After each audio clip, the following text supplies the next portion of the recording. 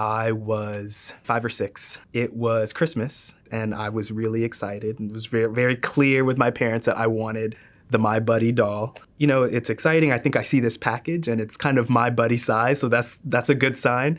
And I open it, and I look at it, and I say, "That's not My Buddy."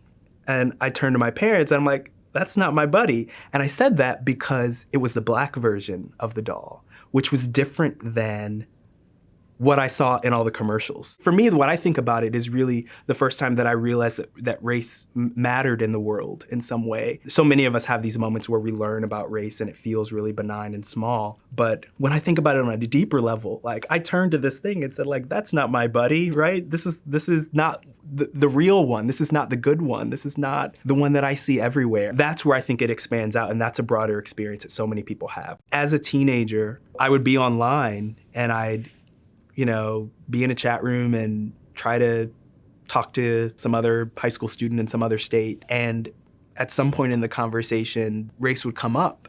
And I would find time and time again that once it became clear that I was black, that people wouldn't want to talk to me anymore.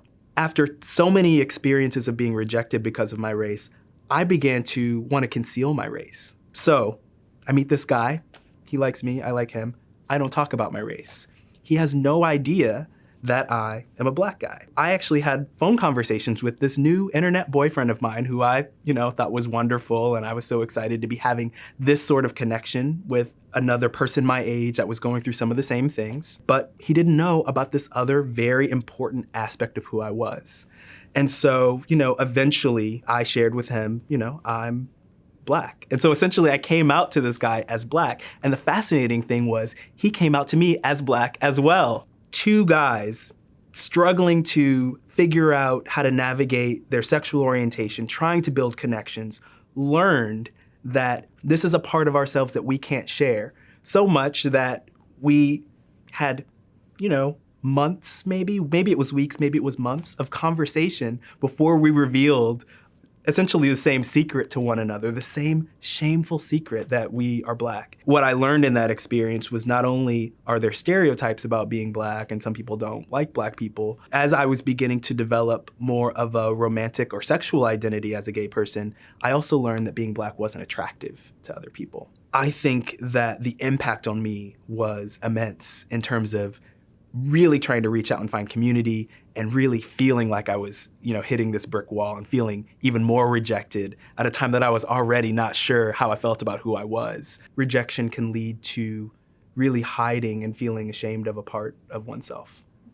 I think if I didn't have a community of people who understand race, as well as a framework in my mind to understand what's being done to me on a daily basis, I would have no choice but to sort of numb out and try to not think about these things, or just become very demoralized and feel powerless in the world. Being able to be heard and understood, and also sometimes laugh about the crazy things that people say, helps to not just sort of absorb and hold the perceptions that other people put on me all the time. One of the things that really helps me to cope with some of my own experiences of oppression is being aware of the oppression that other people face that I don't.